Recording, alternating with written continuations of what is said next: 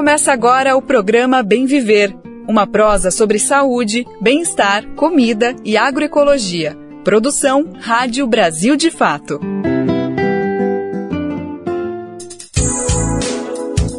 E hoje é quarta-feira, dia 29 de maio de 2024, está começando mais uma edição inédita e fresquinha do Bem Viver, uma produção do Brasil de Fato. É véspera de feriado, gente, amanhã, dia de Corpus Christi, feriado quase em todo o Brasil, com certeza tem muita gente que já está com as malas prontas, seja para dar uma viajada ou até descansar um pouquinho, que todo mundo merece. Mas até lá tem bastante coisa para a gente pôr em pauta. Aqui no Bem Viver a gente tem que discutir questões fundamentais que estão acontecendo no Brasil e no mundo. A gente sempre prioriza pautas da agroecologia, saúde, alimentação, cultura, mas não podemos deixar de lado também os debates que envolvem o país sobre política, economia, mundo do trabalho. São várias questões que estão por aí e a gente precisa colocar tudo aqui para debater da maneira mais plural possível. Meu nome é Lucas Weber e eu te convido então para essa boa prosa que está começando agora. Se liga nos destaques do programa de hoje. Fernando Moraes, autor da biografia de Lula, é o entrevistado de hoje. Vamos ouvir do escritor o que ele achou do sucesso do documentário sobre o presidente, feito por Oliver Stone e ovacionado em Cannes. Os desafios da reconstrução no Rio Grande do Sul. Solidariedade é a marca da ação nos bairros mais distantes de Porto Alegre. Desmatamento diminuiu no Brasil em 2023, mas a ação tem outra característica e agora se intensifica no Cerrado. Tem também dados da alfabetização, um mercado de trabalho para a juventude e o racha no Sindicato dos Professores Federais em relação ao acordo com o governo. É isso e muito mais. Se liga então que o programa está só começando. E a gente começa o programa de hoje com um convidado muito especial, Fernando Moraes, jornalista, biógrafo, político, escritor brasileiro. Ele que é responsável por algumas obras como A Ilha, Olga, Chateau Rei do Brasil, Os Últimos Soldados da Guerra Fria, além da última e mais recente e prestigiada biografia do presidente Lula, lançada em 2021. Foi prometida como apenas o primeiro volume, a gente está na expectativa da continuação, vai ser um dos assuntos da nossa conversa, mas antes de tudo, Fernando Moraes, que prazer poder conversar com um amigo, sempre um prazer poder prestigiar e enriquecer um pouquinho mais esse assunto aí, falando contigo, amigo. Prazer é meu, é sempre bom poder falar com o seu público e é sempre bom estar ao lado de qualquer iniciativa que seja parceira do MST. Eu sou um MSTista das origens do movimento, já participei de muita coisa com eles. Acompanhei a construção da escola Florestan Fernandes, lá em Guararema, desde o primeiro tijolinho até a cumieira. Acompanhei de perto com muito orgulho e falo aqui com muito prazer do que foi a consagração do filme do presidente Lula, dirigido pelo Oliver Stone, agora lá em Cannes. Exatamente. O senhor estava lá, vendo em primeira mão. Na verdade, alguns dos seus livros já se transformaram em cinema. Esse não é exatamente o caso, né? Não foi uma adaptação puramente, mas pelo que eu estou entendendo aí, você foi o consultor número 1 ali, aquela de primeira ordem ali, o mais requisitado.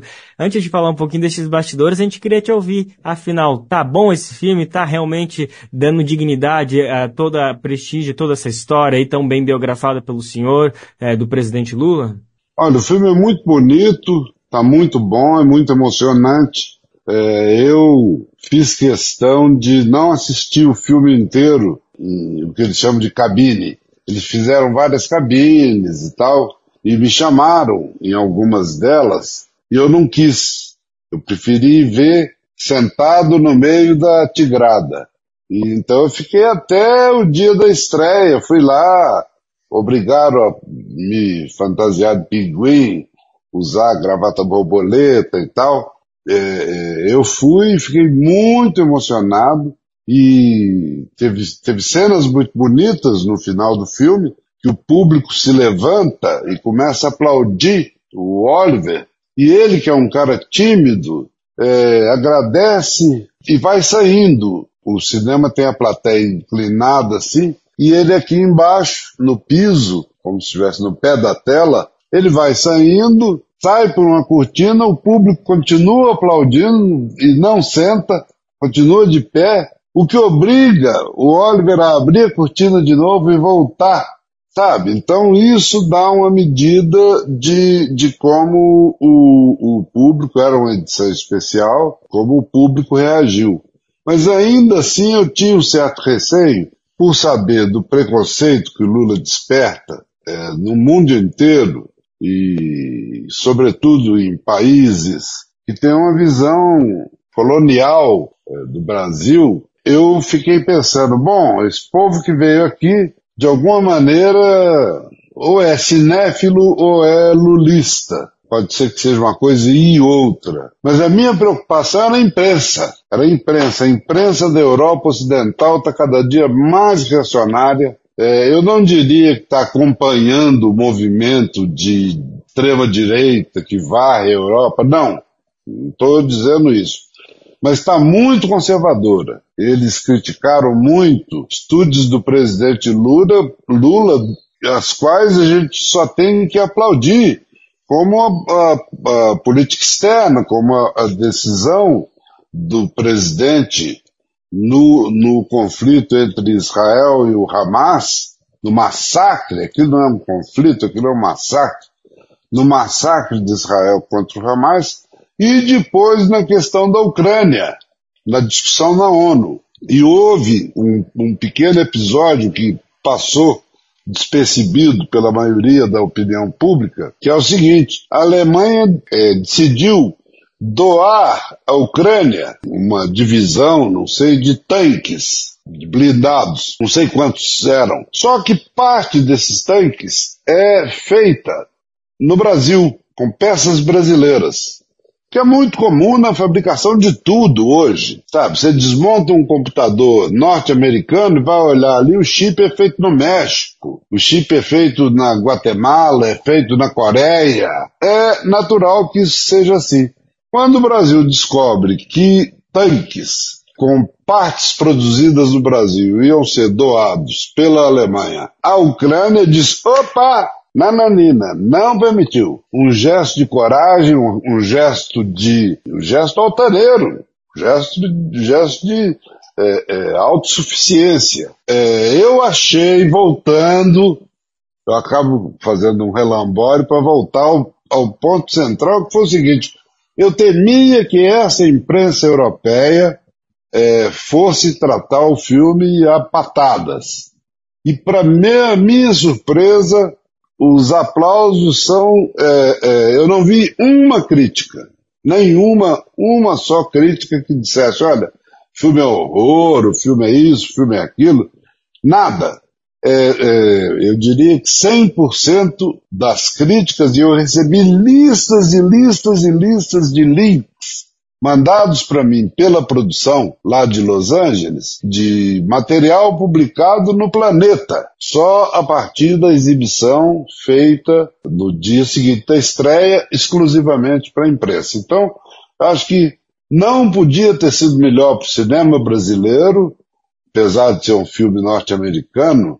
Mostra muito um Brasil que o estrangeiro não está habituado a ver, mas acima de tudo, esse filme tem o condão, esse filme tem o privilégio de fazer com que a classe média norte-americana saiba o que aconteceu no Brasil, saiba o que foi a Lava Jato, saiba o que foi o golpe que derrubou a Dilma Rousseff, sabe do que houve, do envolvimento da traição, do envolvimento do seu Michel Temer, para poder chegar onde? Para poder chegar no Lula.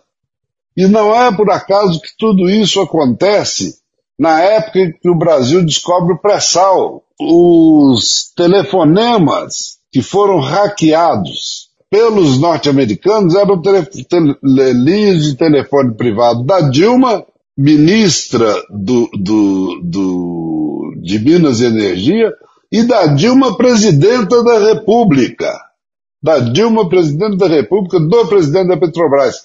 Então, esse filme mostra um pouco isso. Esse filme mostra o Lula dizendo o seguinte: os presidentes norte-americanos, inclusive os democratas, detestam o Brasil. A Hillary Clinton odeia o Brasil. Ele diz com todas essas palavras. A Hillary Clinton odeia o Brasil. Não é só que ela não goste. Traduzir isso para a classe média americana não tem preço. Não poderia ser melhor. E nesse sentido é muito importante que o filme tenha sido feito nos Estados Unidos por um diretor estadunidense. Realmente a gente é obrigado a admitir que existe uma outra repercussão quando ele parte justamente desse núcleo.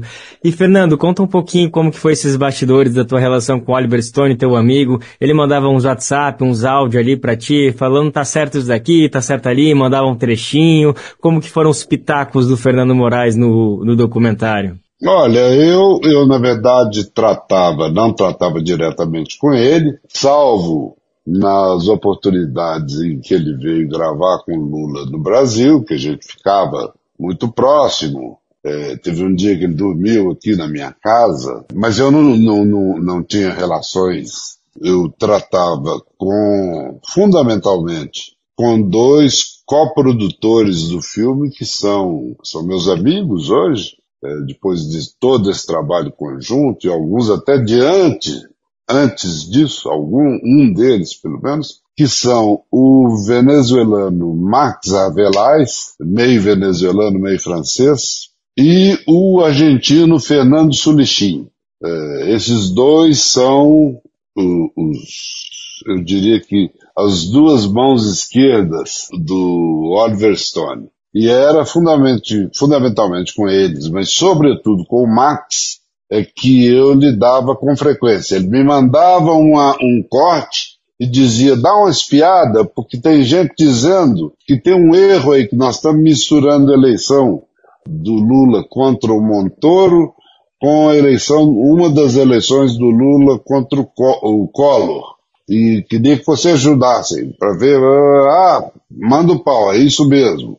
Dei um pequeno pitaco sobre trilha sonora, que no começo me pareceu hispânica, pano-americana demais, mas no fundo o que o diretor de música, não sei como é que chama, estava querendo era isso mesmo, era deliberado, dizer o seguinte, olha, isso aqui não é só um filme sobre o Lula, isso é um filme sobre a América Latina contada a partir da história do Lula. A história do Lula passou a ser uma história referencial de vários presidentes da América Latina dos últimos anos. É muito, muito interessante. Muito. Sabe? Filme, trechos, depoimentos do Chaves, do Lugo, do Paraguai, dos Kirchner, o casal, o Néstor e a Cristina, do Rafael Correia, do Chaves, sabe? Uma varrida da Patagônia ao Rio Grande, tendo como fio condutor, como narrador, digamos, dessa aventura latino-americana, tendo o Lula como o condutor, o condottiere desse continente. Maravilha. Eu fico pensando se para os europeus e para os estadunidenses foi importante ter um diretor estadunidense, para a gente latino-americano foi importante que as duas mãos esquerdas, uma tenha sido venezuelana, outra argentina, além de um conselheiro tutor brasileiro. Fernando, vamos falar agora um pouquinho mais sobre a sua produção, sobre a biografia do Lula. Como a gente comentou, desde o final de 2021 está circulando aí o volume 1 com essa promessa da edição 2. Até onde eu sei, tinha uma expectativa que em março desse ano fosse sair a edição 2. Temos atualizações dessa previsão de lançamento? Olha, era para ter saído em março, mas uma série de razões que levaria muito tempo aqui para explicar, inclusive razões geradas pela própria história do Lula, por necessidade de checar algumas coisas com ele próprio. Agora, 10 dias atrás, eu tinha mandado, por um dos assessores dele, eu tinha mandado um pedido para desatar um nó. Estava na minha cabeça, olha, fulano disse que tal coisa aconteceu assim, Beltrano disse que aconteceu assim. Afinal de contas, o senhor se lembra, o senhor tem memória desse período? Sabe dizer se foi assim, se foi assado? E ele resolveu para mim. Então, tem muito atraso que é de obsessão com a precisão, obsessão com a versão. Às vezes, eu vou dar a versão dele e dar a versão da outra pessoa. Dizer, olha, o Lula afirmou que a janela da sua casa, cor de madeira, e fulano de tal afirmou que é de cor de laranja. Se eu não consigo descobrir por mais pessoas, eu ponho as duas versões. Lula diz que é laranja, Beltrano diz que é azul marinho. O dono da casa não lembra. Agora, o ideal é você não ter que colocar duas versões. O ideal é você ter segurança tão grande que você publica sem ter temor de trazer problema, de trazer dúvidas. Eu, por sorte, só tive, em 11 livros, só tive problemas. Um com o general Geisel, já ex-presidente da República. Eu tinha razão, era uma queixa dele. Eu cometi uma imprecisão de número e me desculpei. E depois um processo que eu tomei do deputado, hoje governador, Ronaldo Caiado, fundador da UDR, e que por covardia de um publicitário, eu acabei sendo obrigado a pagar todo o dinheiro que eu tinha na conta. Todo. De eu ter que pedir dinheiro emprestado à minha mulher para pagar uma multa pro Ronaldo Caiado, mas de qualquer maneira eu sou cuidadoso. Eu faço entrevista 90% dos casos com o gravador, porque eu acho que protege os dois, protege o autor e protege o personagem, e sobretudo protege o leitor. Agora, o gravador às vezes inibe a pessoa. Tem gente que fala muito palavrão, se ligar o gravador, ele começa a tomar cuidado para não falar palavrão e acaba perdendo a autenticidade. Mesmo que o autor não vá reproduzir nenhum daqueles palavrões, só dizer ele é um desbocado, não precisa estar toda hora reproduzindo. Se você pedir com o gravador ligado, é capaz dele, seja quem for o personagem, dele se policiar mais. Não só para linguajar, mas se policiar até para as informações que ele pretendia te dar offs. É muito difícil o próprio entrevistado dizer o seguinte, desliga o gravador um minuto que eu vou te contar uma coisa que não pode sair na minha voz. Acontece às vezes, mas na maioria dos casos não é assim. Dilemas da profissão do jornalismo que renderiam boas conversas aí, né? Fundamental, não só do jornalismo, outras éticas que levar em consideração. Mas, Fernando, eu não queria deixar de terminar essa conversa sem mais ou menos uma previsão, se é no segundo semestre, se é nesse ano, enfim, queria ouvir um pouquinho mais se a gente consegue mais ou menos mirar quando que deve sair esse volume 2. Tá bom, era para ter saído em março, e por essas razões que eu expus, não consegui. Estou trabalhando, feito um camelo saudita, para entregar em setembro, o que significa, do ponto de vista comercial, que eu tenho que considerar, eu vivo disso, e eu acho que o personagem, qualquer que seja o personagem, vai se sentir tão feliz quanto eu de saber que a obra sobre ele, em vez de vender 1.000, está vendendo 100.000. O mês de setembro é um mês bom, porque começa o boca a boca em outubro e novembro. Quando chega o Natal, você quer dar um presente que não é caro para ser presente, e nem é uma coisa vulgar, você está dando um livro, pô. Então é uma época muito boa de lançar. Eu estou fazendo todo esforço, estou passeando menos. Eu, depois do Covid, que me estropiou o pulmão, não posso mais fumar charuto, não posso fumar, não tem nem que pensar. Que pelo menos não me impediu de fazer a coisa que eu mais gosto depois de escrever, que é andar de motocicleta.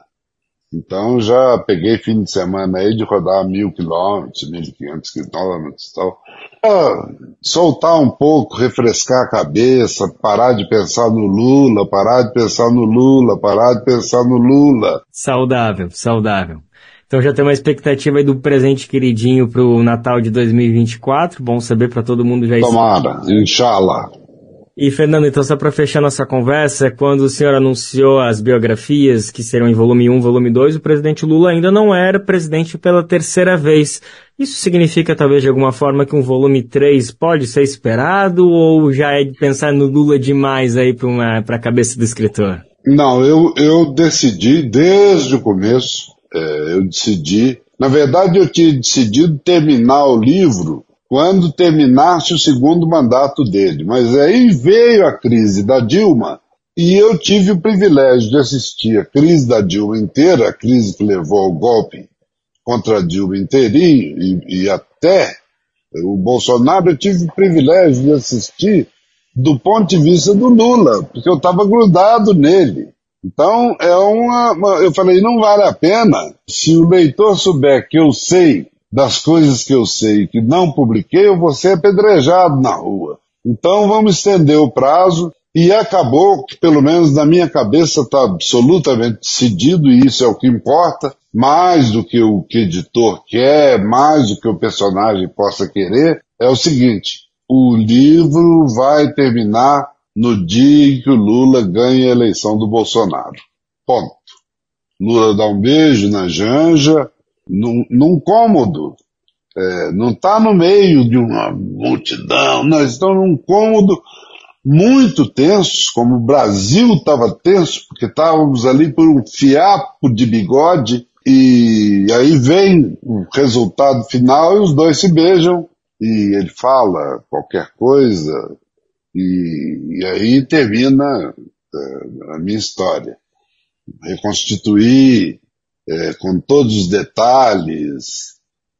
Eu estava lá perto, eu fui piruar ali para ver o clima, mas eu vi, tem o período da cadeia, eu fui visitá-lo, trouxe muita coisa, não podia levar gravador, então muitas vezes eu saía de lá e em vez de ir para Vigília para dar uma entrevista, eu ia para um barzinho, um café que tinha ali perto, sentava e anotava tudo que ele tinha dito para mim lá em cima, porque eu não podia levar gravador e se eu fosse fazer discurso na vigília, só o tempo que eu ia perder, a energia que eu ia perder para pensar o que eu ia falar no discurso, eu já teria esquecido. Então, a cadeia nesse sentido não me impediu, ao contrário, a partir do momento que eu podia ficar sozinho com ele, sentado com ele, saía muita coisa boa. Pronto, tá aí. Acabamos dando um spoiler aí, sem querer querendo, todo mundo já sabe, mas é uma história muito bem contada, então tá tudo certo. Fernando Moraes, jornalista, biógrafo político, autor dos livros A Ilha, Olga, Chateau Rei do Brasil, Os Últimos Soldados da Guerra Fria, além das 2 edições da biografia do presidente Lula. Quero te agradecer mais uma vez pela disponibilidade para conversar com o Brasil de Fato, viu, amigo? Muito obrigado, eu me sinto em casa falando com vocês. Espero que tenha sucesso no seu trabalho aí, tá bom? E força para os camaradas do MST.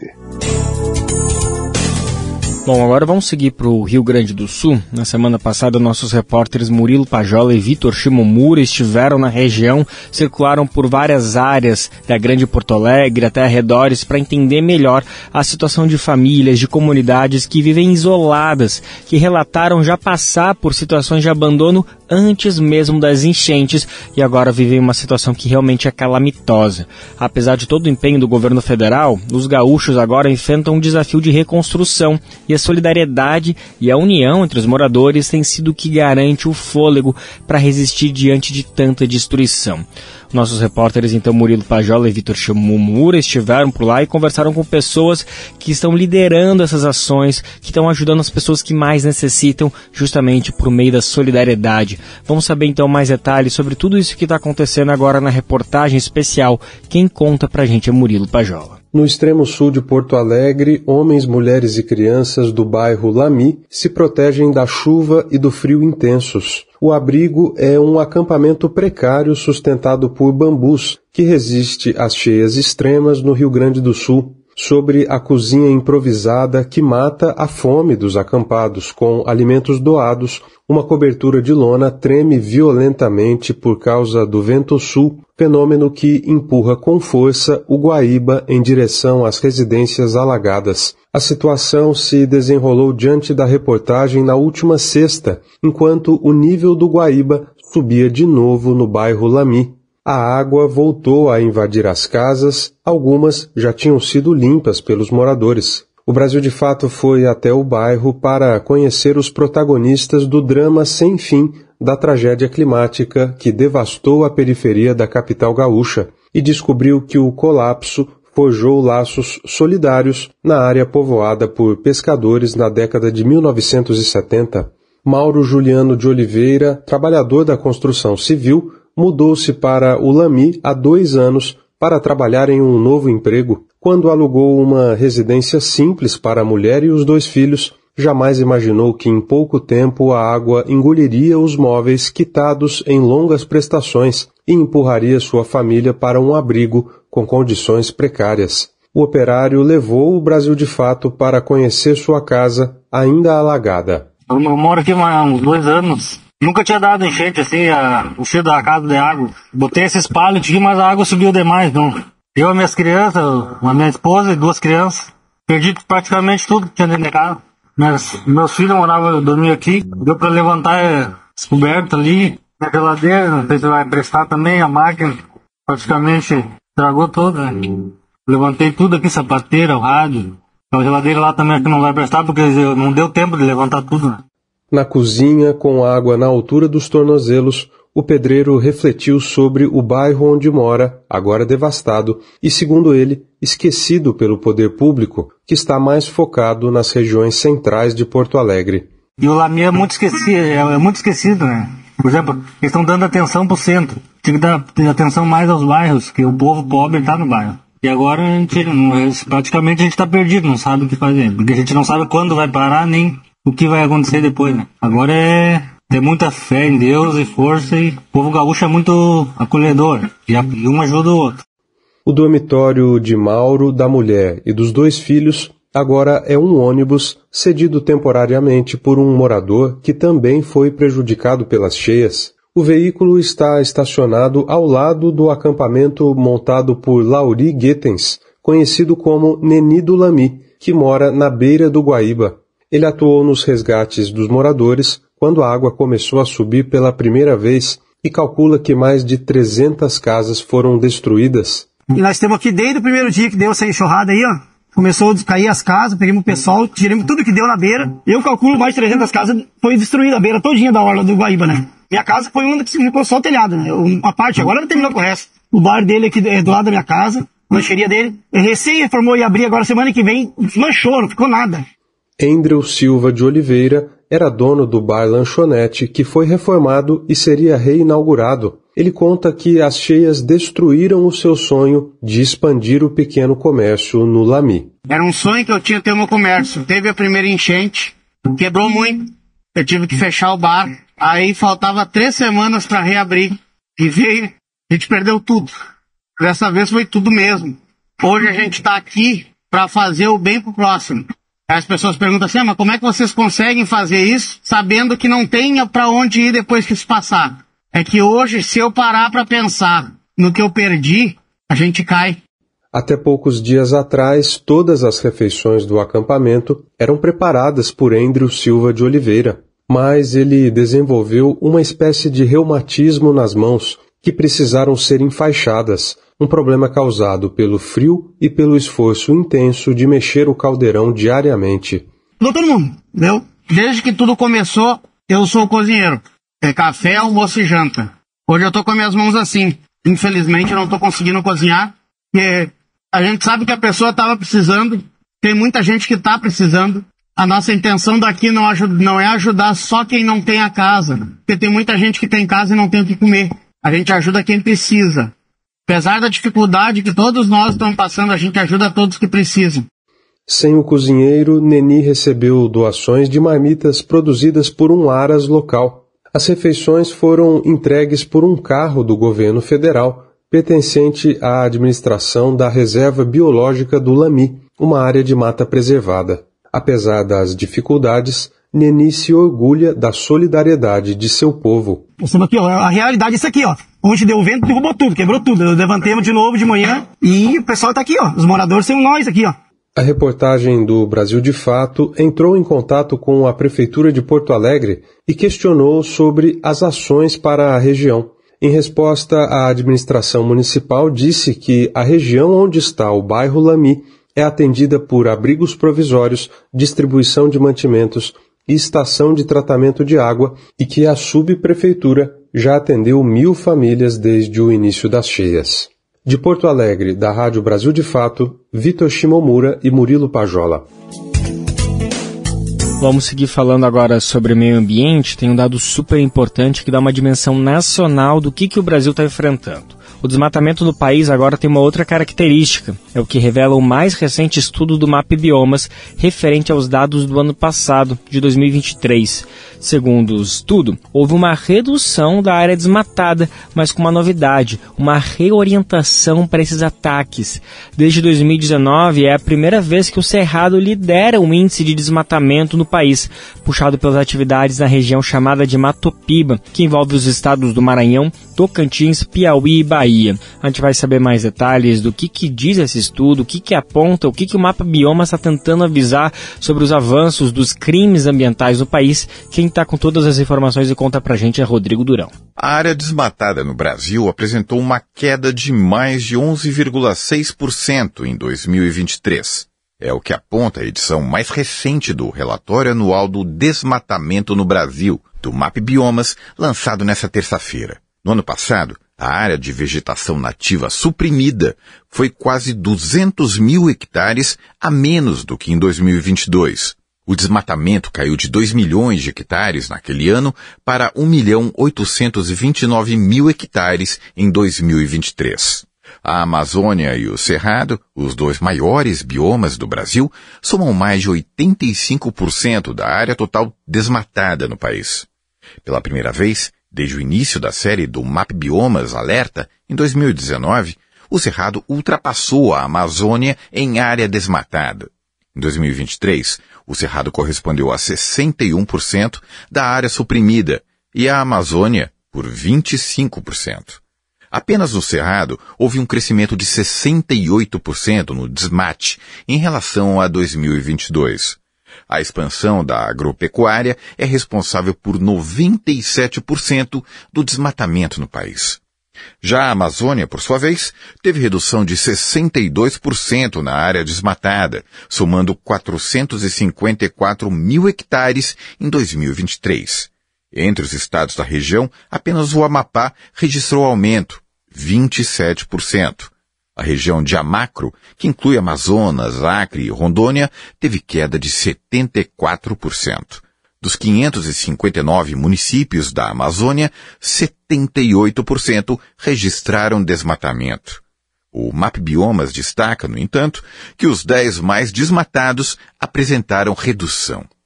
4 estados do Cerrado, Maranhão, Tocantins, Piauí e Bahia, que formam a região conhecida como Matopiba, respondem por 47% de toda a perda de mata nativa em 2023.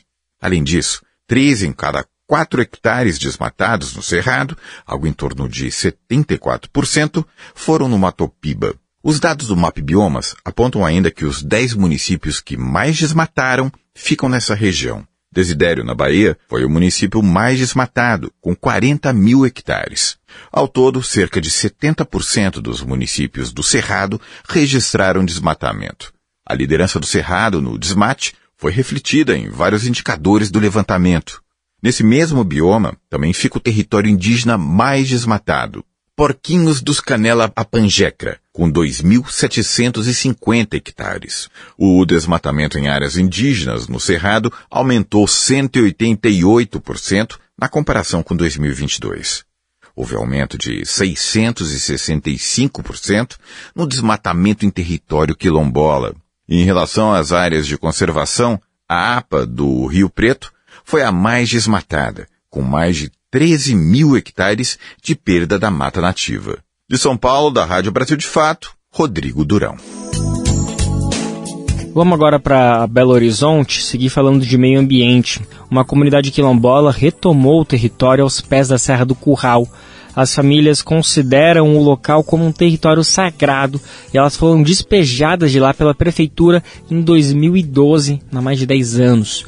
O quilombo foi fundado na década de 70 e agora finalmente vai poder retomar seus rituais e atividades tradicionais. A Serra do Curral é um dos principais cartões postais de BH e enfrenta o avanço da mineração, inclusive com o aval do governador Romeu Zema. Vamos saber mais detalhes agora na reportagem do Brasil de Fato. Em Belo Horizonte, a população quilombola do quilombo Manzo Nguzo Kayango retomou o território Keuá-Matamba, que fica nos pés da Serra do Curral, um cartão postal da capital mineira. As famílias foram retiradas da área pela prefeitura em 2012. A ocupação de retomada ocorreu na madrugada da última sexta-feira, dia 24. Para a comunidade que fundou o quilombo na década de 70, o espaço é considerado sagrado e voltará a abrigar seus rituais e cultivos. As famílias também querem construir a Escola dos Ngoma, a expressão africana que significa tambores, considerados pela comunidade como, abre aspas, instrumentos de comunicação com os povos que, por meio do ritmo, da dança e da oralidade, garantem a continuidade e a resistência da tradição negra e quilombola, fecha aspas. A ocupação aconteceu em parceria com o MLB, movimento de lutas nos bairros, vilas e favelas, e com a Teia dos Povos, que é uma articulação de povos e organizações que lutam pelo direito à terra. Nos últimos anos, as famílias enfrentaram uma dura batalha contra a mineração na Serra do Curral. Após intensas mobilizações, elas conseguiram, em 2022, suspender judicialmente a atividade de algumas das mineradoras no território considerado sagrado. A Convenção 169 da OIT, a Organização Internacional do Trabalho, da qual o Brasil faz parte, trata da necessidade da consulta livre, prévia e informada. Isso sempre que a realização de alguma obra, ação, política ou programa afetar os povos tradicionais.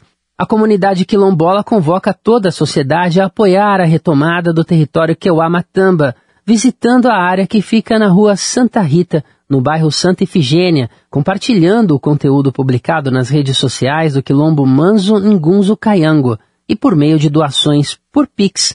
A chave é festapaibenedito, tudo junto, @gmail.com. Repetindo, festapaibenedito, tudo junto, @gmail.com.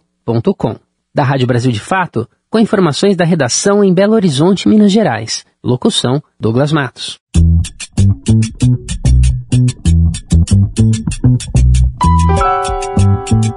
Oi pessoal, eu sou Rosana Fernandes, da Coordenação Política Pedagógica da Escola Nacional Florestan Fernandes. E hoje eu tenho um convite especial para você. A Escola Nacional Florestan Fernandes precisa do seu apoio para continuar promovendo a formação política da classe trabalhadora. Desde 2005, mais de 40 mil pessoas do Brasil e do mundo já passaram pela Escola Nacional, que continua existindo por meio da solidariedade dos movimentos populares e associados que contribuem com esse projeto. Conheça o trabalho e seja um amigo da Escola Nacional Florestan Fernandes. Acesse www.amigosenff.org.br e saiba mais.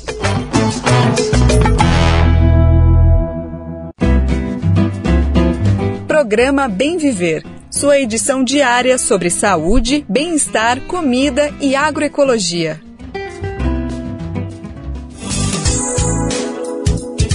Tem um recadinho importante que a gente não se cansa de falar todo dia.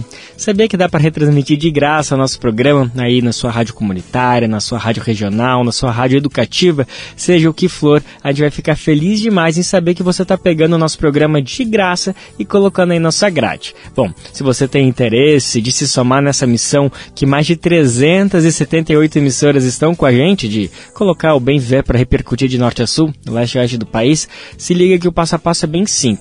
Primeiro vai em radiobrasildefato.com.br e logo ali no menu inicial você vai ver que tem uma opção como ser uma rádio parceira. Clica ali que tem todo o tutorial para você poder pegar esse programa, entrar na nossa lista de e-mail e receber todo dia de manhã fresquinho o programa para colocar aí na sua grade. A gente vai ficar feliz demais em saber que o Bem Viver está chegando aí nesse cantinho especial do país. Lembrando que também o Bem Viver fica disponível como podcast para você fazer o download, escutar a hora que você quiser e até compartilhar. E também quem gosta de ouvir na sua plataforma preferida, como Spotify, Deezer, iTunes, o Google Podcast, pode ter certeza que o nosso programa também está ali salvo te esperando para dar play.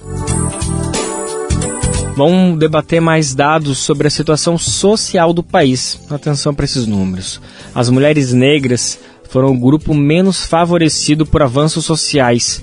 É isso que mostra os estudos mais recentes do PNUD, o Programa das Nações Unidas para o Desenvolvimento. Elas são a maioria da população, cerca de 60 milhões de pessoas no país. No entanto, justamente segundo o programa, são as que menos acessam benefícios sociais. As mulheres negras sofrem violências do mercado de trabalho e também na vida doméstica com sobrecarga de afazeres. Além disso, elas vivem menos, não conseguem continuar com os estudos e têm dificuldade para acessar uma renda com qualidade. O que aumenta neste peso sobre elas é que, segundo o PNUD, 60% da população mais pobre do país depende, em alguma medida, do trabalho e dos cuidados de uma mulher negra. A pesquisa foi divulgada nesta terça-feira e certamente a gente vai voltar a trazer esses números porque não basta só ter essa compreensão. A gente precisa aprofundar esse debate e entender exatamente o que ele significa para poder exigir políticas públicas efetivas para mudar esse quadro urgentemente.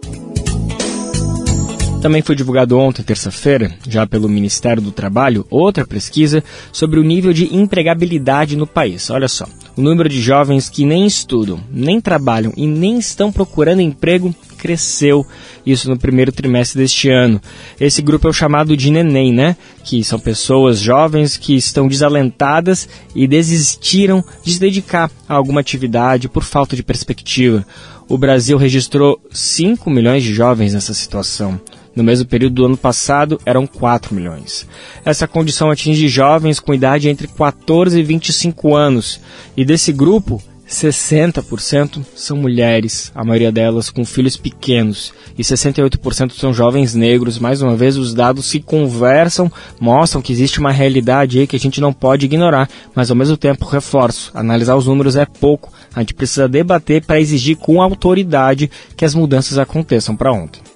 Se alimentar como um ato político e comida sem veneno?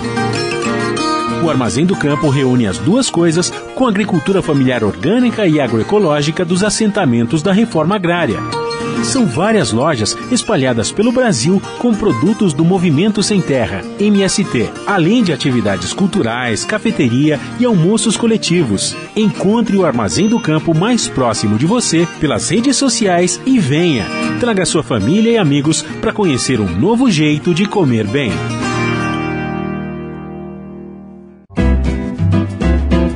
Você está ouvindo o programa Bem Viver, uma prosa sobre saúde, bem-estar, comida e agroecologia.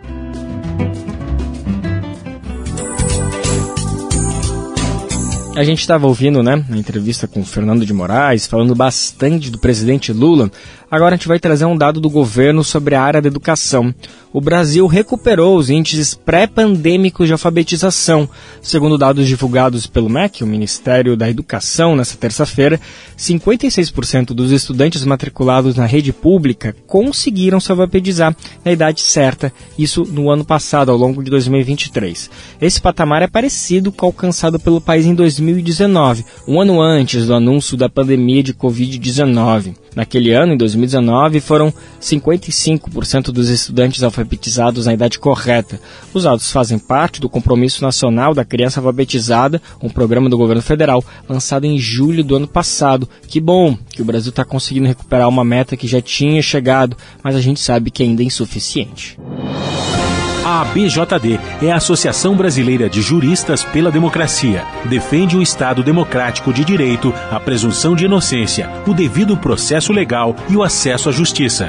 A ABJD é a única organização do Brasil que reúne todas as categorias de juristas. do estudante à juíza, da servidora do sistema de justiça ao defensor público. Juristas democráticos são essenciais para evitar retrocessos e avançar nos direitos e garantias. Faça parte da ABJD. Entre no site e associe-se a abjd.org.br.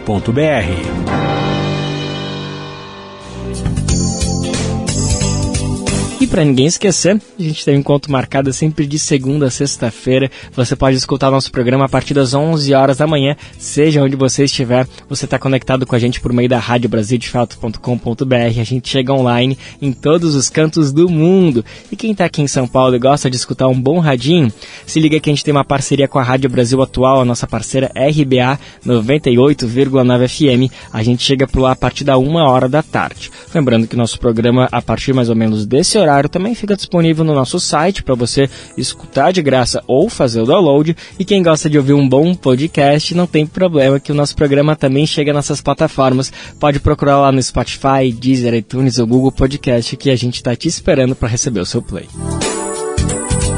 Vamos falar um pouquinho mais sobre educação. Tem um assunto que está um pouquinho confuso, nebuloso, mas é importante a gente trazer da maneira mais didática possível, porque envolve as universidades federais de todo o país, basicamente. Os sindicatos, a categoria, se dividiram em relação ao acordo proposto pelo governo. A Federação de Sindicatos de Professores e Professoras de Instituições Federais de Ensino Superior e Ensino Básico Técnico e Tecnológico, o PROIFES, aceitou os termos propostos pelo governo e encerrou o movimento grevista. A proposta assinada não prevê reajuste neste ano, em 2024, e haverá um aumento em janeiro do ano que vem com 9% e mais 5% em 2026. Certo, até aí tudo bem, mas o Sindicato Nacional dos Docentes das Instituições de Ensino Superior, o ANDES, e também o Sindicato Nacional dos Servidores Federais de Educação Básica, Profissional e Tecnológica, o SINASEF, mantiveram a proposta que já estava com o governo e não aceitaram o acordo. Vamos entender melhor como cada entidade se manifestou e o que a gente pode esperar para os próximos dias. A reportagem do Brasil de Fato nos conta. A mesa de negociação entre o governo federal, representado pelo Ministério da Gestão e Inovação em Serviços Públicos, o MGI, e as entidades que representam os professores universitários, terminou com resultados contraditórios.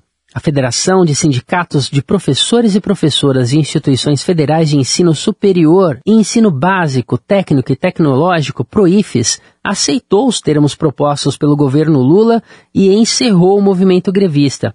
Essa proposta assinada não prevê reajuste em 2024. Haverá aumento em janeiro de 2025, com 9%, mais 5% em 2026. Já o ANDES, que é o Sindicato Nacional dos Docentes das Instituições de Ensino Superior, e o SINASEF, Sindicato Nacional dos Servidores Federais da Educação Básica, Profissional e Tecnológica, mantiveram a proposta que já estava com o governo e não aceitaram o acordo. As entidades pedem reajuste de 7,6% já em 2024, de 9% em janeiro do ano que vem e de 5,16% para 2026. Wellington Duarte, presidente do PROIFES, afirmou que os sindicatos que integram a federação decidiram por maioria aceitar a proposta do governo, porque a avaliação foi de que não havia mais espaço para negociações de salário. O ANDES, por outro lado, programa uma nova mobilização nacional com manifestações em Brasília no dia 3 de junho. Essa é a data da reunião que foi marcada com o Ministério da Gestão e Inovação em Serviços Públicos para o prosseguimento das negociações. Gustavo Seferian, presidente do ANDES, classificou o acordo como, abre aspas, a consumação de uma farsa, fecha aspas. A entidade já tinha soltado uma nota antes das negociações, afirmando que repudia qualquer tentativa da PROIFES ou qualquer outra organização que não seja o ANDES e o SINASEF de falar em nome dos milhares de docentes federais. A categoria está em greve desde o dia 15 de abril. Os servidores técnico-administrativos das universidades federais também estão de braços cruzados. A proposta de reajuste para a categoria é a mesma oferecida aos professores, mas ainda não houve uma decisão oficial dos trabalhadores. De São Paulo, da Rádio Brasil de Fato, locução Douglas Matos. Brasil de Fato, uma visão popular do Brasil e do mundo. Leia e ouça as informações que mais interessam no seu dia. Política, economia, direitos humanos, cotidiano, saúde e cultura, tratados com pluralidade e diversidade. Jornalistas, articulistas e movimentos populares reunidos em um só veículo. Esse é o Brasil de Fato. Conteúdos em texto, áudio e vídeo que informam e contribuem na luta por uma sociedade mais justa e fraterna. Quer ficar por dentro? Então acesse brasildefato.com.br.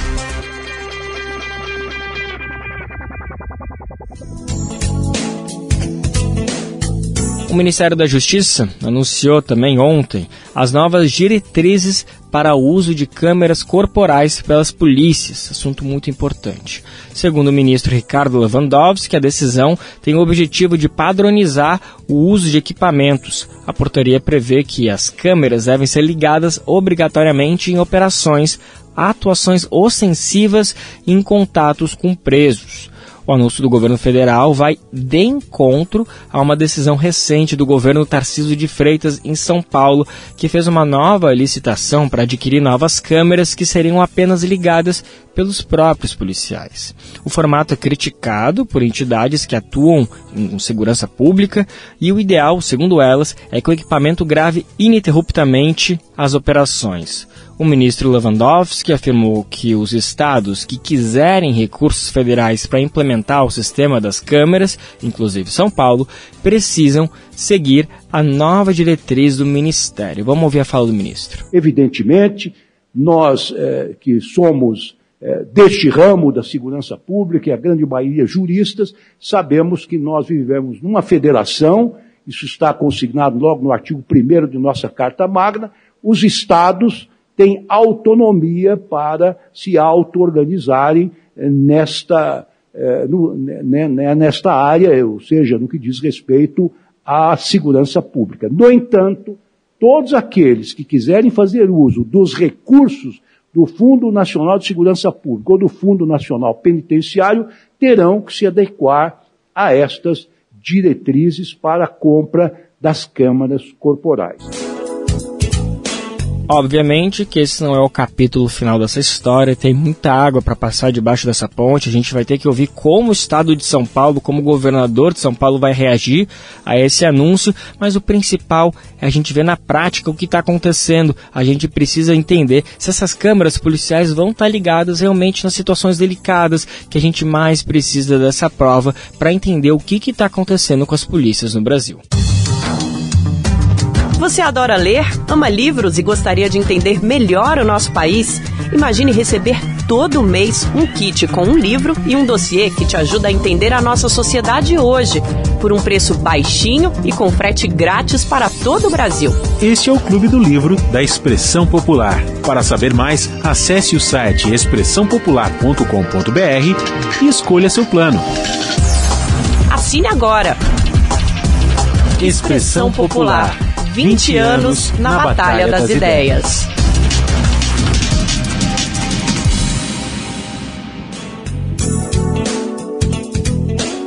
Vamos sair um pouquinho do Brasil, vamos para o outro lado do mundo falar da situação do massacre dos palestinos pelas forças israelenses. Espanha, Noruega e Irlanda resolveram reconhecer a existência do Estado palestino. Com a decisão agora, 75% dos países do mundo reconhecem a Palestina, sendo que 184 deles fazem parte da ONU. Os Estados Unidos, que tem poder de veto no Conselho de Segurança, vetou a decisão. O país governado por Joe Biden é aliado de primeira ordem do governo de Israel e a gente vai entender como isso repercute na prática agora na reportagem do Brasil de Fato. Com o anúncio feito nesta terça-feira por Espanha, Irlanda e Noruega, agora são mais de 75% dos países membros da Organização das Nações Unidas que reconhecem o Estado palestino. E esse reconhecimento, que enfureceu Israel, eleva para 145 o número de países que consideram oficial o Estado palestino, de um total de 193 membros da ONU.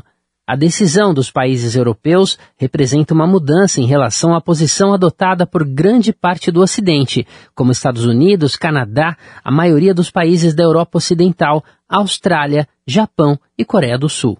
O presidente espanhol Pedro Sánchez disse que esse reconhecimento é uma necessidade para se alcançar a paz entre israelenses e palestinos, além de ser uma questão de justiça histórica. O primeiro-ministro irlandês Simon Harris afirmou que a ação busca manter viva a esperança e pediu ao seu homólogo israelense Benjamin Netanyahu que escute o mundo e detenha a catástrofe humanitária na faixa de Gaza.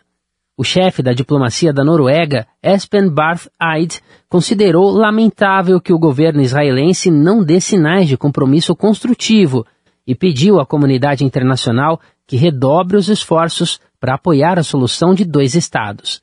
Já Israel, que está sendo acusado por vários países de cometer genocídio de palestinos na faixa de Gaza e com a possibilidade de que seu primeiro-ministro tenha a prisão pedida pelo Tribunal Internacional Penal, rotulou Sánchez de ser cúmplice na incitação ao assassinato do povo judeu. Mas o reconhecimento do Estado palestino ocorre justamente em resposta ao massacre conduzido por Israel em Gaza, que matou mais de 36 mil pessoas, a maioria mulheres e crianças, desde outubro. O reconhecimento de fato, no entanto, é impedido pelos Estados Unidos, o maior aliado de Israel, e que veta as resoluções no Conselho de Segurança da ONU, como a última de abril, que concedia aos palestinos ingresso pleno como membro da entidade. A ideia de um Estado palestino ganhou visibilidade em 15 de novembro de 1988, na primeira intifada, ou revolta. O então líder palestino Yasser Arafat proclamou um Estado palestino independente com Jerusalém como capital. Ele fez o anúncio em Argel durante uma reunião do Conselho Nacional Palestino no exílio, que adotou como objetivo uma solução de 2 estados, um israelense e outro palestino. Naquela ocasião, a Argélia reconheceu oficialmente o Estado palestino e, em poucas semanas, dezenas de países, incluindo a maioria dos Estados árabes, a China, a Índia e a Turquia, adotaram a mesma política. Pouco depois, foram seguidos por quase todos os países africanos e nações do bloco soviético. Desde dezembro de 2010, primeiro o Brasil e depois a Argentina, a Bolívia, o Equador, o Chile, o Peru e o Uruguai também reconheceram o Estado palestino. Na região latino-americana, Venezuela, Cuba, Nicarágua e Costa Rica já tinham feito o mesmo, incluindo Colômbia, Honduras e El Salvador, marcando distância dos Estados Unidos, o principal aliado de Israel. Em 2012, a ONU decidiu pela concessão aos palestinos do status de Estado Observador das Nações Unidas. A decisão abriu caminho para a adesão ao Tribunal Penal Internacional em 2015 e permitiu o início de investigações sobre operações militares israelenses nos territórios palestinos. A partir dessa época, a autoridade palestina lançou uma ofensiva diplomática em organizações multilaterais. A Unesco foi a primeira organização da ONU a abrir as portas aos palestinos em 2011, o que gerou a indignação de Israel e dos Estados Unidos, que abandonaram a organização, ainda que Washington tenha retornado a ela em 2023. Na Europa, a Suécia reconheceu o Estado palestino em 2014. Outros 6 países já tinham adotado a mesma política antes de aderirem à União Europeia. São eles Bulgária, Chipre, Hungria, Polônia, República Tcheca e Romênia. Além de Espanha, Irlanda e Noruega, Eslovênia e Malta declararam em março que estão dispostos a reconhecer o Estado palestino. O presidente francês Emmanuel Macron afirmou, também em fevereiro, que o reconhecimento de um Estado palestino deixou de ser um tabu. Já o ministro francês das Relações Exteriores, Stéphane Séjourné, reiterou nesta terça que considera que essa decisão deve ocorrer no momento imediato. De São Paulo, da Rádio Brasil de Fato, com informações da agência de notícias AFP, locução Douglas Matos. E assim a edição do Bem Viver de hoje fica por aqui, anunciando que amanhã é feriado, mas amanhã também tem programa inédito, fresquinho te esperando. Espero que você possa descansar, curtir bastante se é feriado na sua cidade e pode ficar tranquilo que o Bem Viver vai estar aqui para trazer as informações mais importantes. Se pudesse sintonizar com a gente, vai ser um prazer poder trocar essa boa prosa nesse dia de Corpus Christi. Lembrando que o nosso programa chega sempre a partir das 11 horas da manhã para o rádio, para o mundo inteiro, por meio da radiobrasildefato.com.br e a partir da 13h, aqui a nossa parceira Rádio Brasil Atual, RBA 98,9 FM, transmite o programa. Mas você pode ouvir a hora que você quiser, seja pelo nosso site ou também por meio das plataformas de podcast. Lembrando também que o nosso programa é retransmitido por dezenas, centenas de rádios pelo Brasil inteiro. E a gente agradece demais essa parceria. A apresentação deste programa foi de Lucas Weber, roteiro de Afonso Bezerra, edição e produção de Camila Guiar, Daniel Lamir e Douglas Matos, trabalhos técnicos de Lua Gatinoni, Edson Oliveira e André Paroche, coordenação de Rádio e TV Moniz Ravena, diretora de programas de áudio Camila Salmásio, direção executiva Nina Fidelis, apoio toda a equipe de jornalismo do Brasil de Fato, gente. Bom feriado, a gente se fala amanhã. Tchau, tchau. Você ouviu o programa Bem Viver, uma prosa sobre saúde, bem-estar, comida e agroecologia. Produção Rádio Brasil de Fato.